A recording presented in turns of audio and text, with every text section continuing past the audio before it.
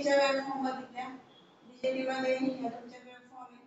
ह्याच्यामध्ये हा तुमचा काय असतो, कट ऑफ रिजन असतो आणि हा जो दुसरा इकडचा पोर्शन जो असतो सॅच्युरेशन असतो आणि मधला जो रिजन असतो तो तुमचा ऍक्टिव्ह रिजन असतो. ठीक आहे. आता इथे बघा, हा इथे मध्ये तुमची लोड लाईन जाते. आता जेव्हा तुमचा Q point cut off region मध्ये असेल तो कोणता असतो, तुमचा क्लास बी ऍम्प्लिफायर असतो. ठीक आहे. कट ऑफ मध्ये असल्यामुळं जेव्हा आपण सप्लाय देतो त्यावेळेस तो फक्त काय करतो, 180 डिग्री पर्यंतच कंडक्ट होतो. म्हणजे ट्रान्झिस्टर फक्त कितीला कंडक्ट होणार, 0 to 180 डिग्री. बरोबर. म्हणजे आता मला जर फुल सायकल कंडक्ट करायची असेल तर मला किती ट्रान्झिस्टर लागतील, 2. ठीक आहे. तर मग ह्याच्यामध्ये हा ड्रॉबॅक आहे की जर मला फुल सायकल कंडक्ट करायची तर मी फक्त एक ट्रान्झिस्टर वापरू नाही शकत, मला 2 ट्रान्झिस्टर्स लागतील. आणि that is a class B push pull amplifier. येते का लक्षात?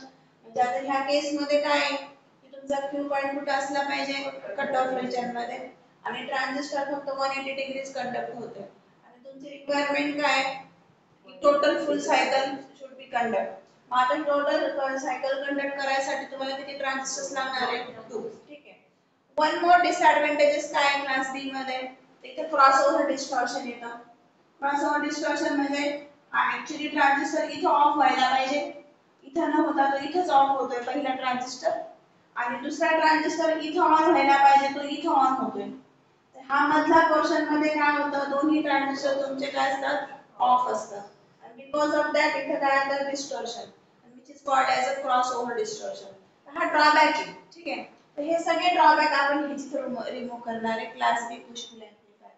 मग याला पुश पुल ऍम्प्लिफायर म्हणतात. तर मग आता ह्याच्यामध्ये बघायचं कन्स्ट्रक्शन बघा ह्या क्लास बी पुश पुलचं. तर हा तुमचा सेंटर टाइप ट्रान्सफॉर्मर आहे. सेंटर टाइप ट्रान्सफॉर्मर मध्ये व्होल्टेज काय असं 2 भागात डिवाइड होतं. हां, समजा जर तुमचं टोटल 12 व्होल्ट असेल तर वरती +6 खाली -6, तर प्लस मायनस कॅन्सल होईल. ऍट द सेंटर व्होल्टेज किती मिळतं, 0 व्होल्ट मिळतं. म्हणून त्याला आपण सेंटर टॅप म्हणतो. पण हा खूप कॉस्टली असतो. That is a disadvantages of दिस.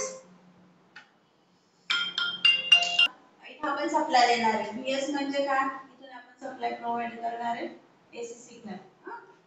आणि इथे पण तुमचा सेंटर टॅप ट्रान्सफॉर्मरच वापरलेला आहे. इथे पण तुमचे दोन याच्यामध्ये डिव्हाइड केले, N1 आणि N2, कारण सेंटर टॅप असल्यामुळे आपण ते डिव्हाइड करू शकतो. आणि हा तुमचा काय स्टेप डाउन ट्रान्सफॉर्मर, इकडे स्टेप अप ट्रान्सफॉर्मर आहे.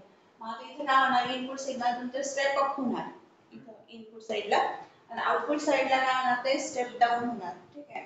आणि हा तुमचा स्पीकर आहे ज्याच्या थ्रू आपल्याला सिग्नल ऐकायला मिळणार आहे. ओके. आता बघा ह्या केस मध्ये काय होतं, पहिल्यांदा तुम्ही जेव्हा पेपर लिहिणार किंवा पहिल्यांदा तुम्ही फर्स्ट ऑफ ऑल काय करणार, डायग्राम ड्रॉ करणार. त्याचं कन्स्ट्रक्शन लिहायचं. कन्स्ट्रक्शन काय लिहायचं, it consist two transformer which is a centre tap. One is connected to input side, another is connected to output side. Ha step up and this one is a step down transformer. And two transistors are connected. आता ह्याला जे हिची pair असते ना, याला two transistors are connected, Q1 and Q2.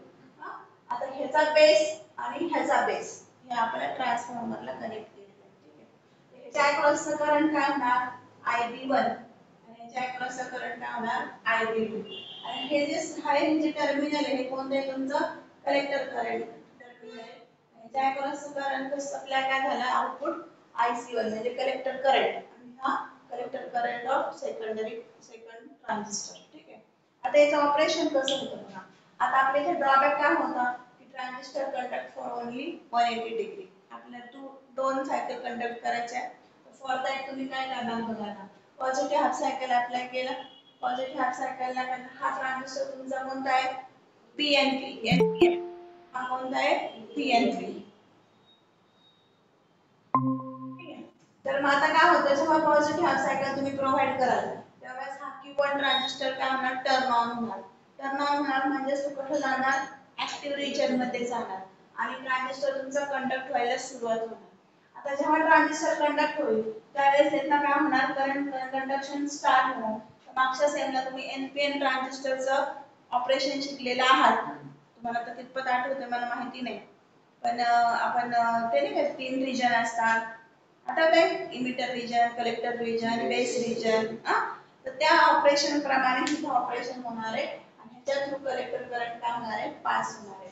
आता हा centre tap असल्यामुळे तुमचं आउटपुट फक्त कुठपर्यंत असेल, हे बघा आता इथे दाखवलं नाही पण तुम्ही याच्यात इमेजिनरी डिवाइड करा हा पोर्शन असं म्हणत नाही म्हणा. तर ही लूप तयार झाली.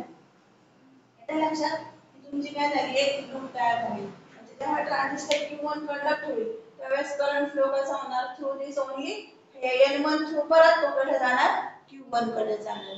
तर मग तुम्हाला एक सायकल तुमची काय होणार, कंडक्ट होणार आणि आउटपुटला तुम्हाला काय मिळणार, ह्याच्या अक्रॉस एक पॉझिटिव्ह हाफ सायकल मिळणार फक्त अक्रॉस द Q1. ठीक आहे, समजलं. जेव्हा तुम्ही आता सेकंड टाइम काय होणार, निगेटिव्ह हाफ सायकल अप्लाय होणार. जेव्हा निगेटिव्ह हाफ सायकल होईल त्यावेळेस Q1 काय होणार, ऑटोमॅटिकली टर्न ऑफ होणार कारण याच्या पोलॅरिटी चेंज होतात. तुम्ही नंतर ऑटोमॅटिक कसं ऑफ होतं, पोलॅरिटी चेंज होतात ना. तुम्ही फॉरवर्ड बायसिंग आणि रिव्हर्स बायसिंग शिकलेले आहात, आठवते का तुम्हाला? आता इथे मी डीप घुसत नाही बरं का. हे आठवते का, NPN ट्रान्झिस्टर, हा फॉरवर्ड, हा इनसाइड कोणते असतं, हा EB जंक्शन असतं, हे CB जंक्शन असतं. आठवतंय?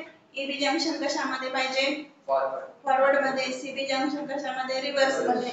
फॉरवर्ड कसं असतं, तर निगेटिव्हचं निगेटिव्हला आणि पॉझिटिव्हचं पॉझिटिव्हला. आणि रिव्हर्स जंक्शन कसं असतं, पॉझिटिव्हचं निगेटिव्हला, निगेटिव्हचं पॉझिटिव्हला. असं तुम्ही कनेक्शन केलेलं आहात. तर मग इथे आता जेव्हा असं, आता हा कोणता ट्रान्झिस्टर होता, NPN, त्याच्यामुळे इथे जे पोलॅरिटी द्या as per this criteria the polarity होते. NPN ला एरो बाहेर जातो ना, खालचा NPN का वरचा NPN? खालचा हे वरचा NPN जंक्शन असतं, बरोबर. पण तुमच्या ट्रान्झिस्टर मध्ये किती जंक्शन असतात, 2 जंक्शन असतात. म्हणजे 2 NPN transistor back to back connect केले असतात. बॅक टू बॅक म्हणजे पाठीला पाठ.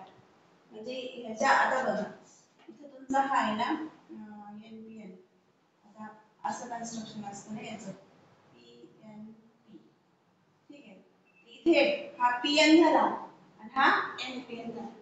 ह्याच्या पाठीला म्हणजे ऍक्च्युअली आता तुमचे ह्या N चे 2 भाग होतात तसा विचार केला तर. कळलं काय? हा P चा N ला कनेक्शन आहे आणि ह्या N चं परत P लाच कनेक्शन. म्हणजे त्या N चे 2 डिवाइड झाले, तसंच इथे कनेक्शन केलं. येते का लक्षात? त्याच्यामुळे तुम्ही कसं डोक्यामध्ये हे बॅक टू बॅक कनेक्टेड, म्हणजे एकाचा टर्मिनल दुसरं एक टर्मिनल कॉमन आहे पण हे टर्मिनल तुमचे बाहेरचे कसे म्हणजे अनकॉमन आहे. ओके. आता जेव्हा पॉझिटिव्ह हाफ सायकलला तुमचा Q1 कंडक्ट होईल त्यावेळेस निगेटिव्ह हाफ सायकलला काय होणार, Q2 कंडक्ट होणार आणि Q1 तुमचा काय होणार, स्टॉप होणार. मग आता करंट कंडक्शन कुठून स्टार्ट होणार, खालची जी लूप दिसते खालची लूप किंवा याला मेश पण म्हणतात, ह्या खालच्या लूप मधनं काय होणार, करंट कंडक्शन होणार आणि आउटपुट तुम्हाला ह्या N2 च्या अक्रॉस इथं मिळणार. म्हणजे त्यावेळेस बरोबरच जेव्हा कंडक्ट होईल त्यावेळेस N1 च्या अक्रॉस आउटपुट मिळेल आणि जेव्हा खालचा कंडक्ट होईल त्यावेळेस M2 च्या अक्रॉस आउटपुट मिळेल आणि मग फायनली तुम्हाला दुसरा पण हाफ सायकल मिळते किंवा याला आपण हे Q2 च्या अक्रॉस आउटपुट. अशा प्रकारे तो काय करतो, टोटल सायकल तुमची काय होते, एम्प्लिफाय होते. समजलं सगळ्यांना? हा झाला क्लास बी पुश पुल एम्प्लिफायर. तर ह्याच्यामध्ये आता ह्याचे ऍडव्हांटेज डिसएडव्हांटेज कसे असतील सांगा बरं, काय असू शकतात?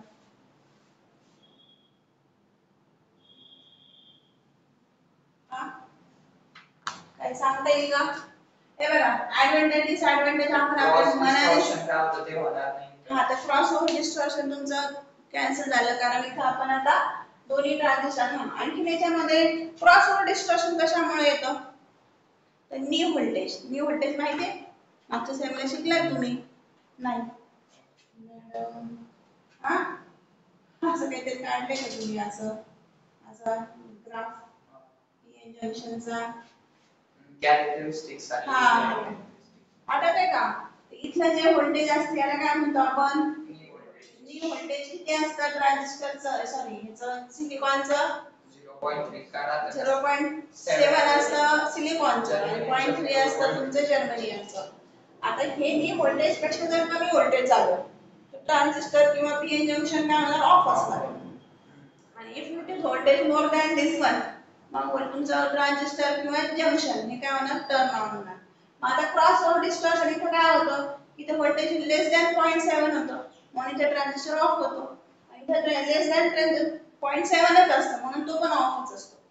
इथं आल्यानंतर तो काय होणार, तुमचा सेकंड ट्रान्झिस्टर काय होणार, टर्न ऑन होणार, कारण का व्होल्टेज इज मोर दॅन नी व्होल्टेज. समजलं का?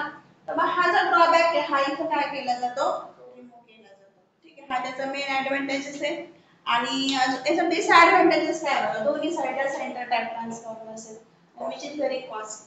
त्याच्यामुळे आणि शिवाय सर्किट काय होणार आहे, बल्की का, दोन ट्रान्सफॉर्मर्स वापरले तर ट्रान्सफॉर्मर तुम्ही कधी हातात घेऊन पाहिला, खूप हेवी असतो तो, खूप म्हणजे खूप नसतो, पण सर्किट साठी तो हेवीच असतो. तर मग हे दोन ट्रान्सफॉर्मर्स आपण कनेक्ट केल्यामुळे सर्किट टोटल तुमचं काय होतं, बल्की होतं. आणि शिवाय इम्पिडन्स मॅचिंग म्हणजे मी तुम्हाला त्याविषयी सांगितलं. इम्पिडन्स मॅचिंग म्हणजे आउटपुट साइड आणि इनपुट साइडचा जो इम्पिडन्स व्हॅल्यू आहे ती मॅच असली पाहिजे. मॅच म्हणजे बऱ्यापैकी सेम असली पाहिजे, जेणेकरून तुम्ही जे इनपुट प्रोव्हाइड करणार आहे that will be across the output. म्हणजे तुम्हाला जो काही म्हणजे लॉसेस म्हणा, डिस्टॉर्शन म्हणा, नॉईज म्हणा, हे थोडंसं कमी होतं. ह्याच्यामध्ये इम्पिडन्स मॅचिंग चांगलं होतं, कारण बोथ साइडला काय तुमचे ट्रान्सफॉर्मर्स कनेक्ट केलेले. ओके, तुम्हाला इम्पिडन्स वगैरे मी सांगितलं होतं की मागच्या सेमिनार तुमचं झालं इलेक्ट्रिकल मध्ये, पण आपल्या सर्किट नेटवर्क मध्ये ते खूप डिटेल शिकायचं, त्यामुळे आणखी समजेल की इम्पिडन्स म्हणजे काय किंवा कसे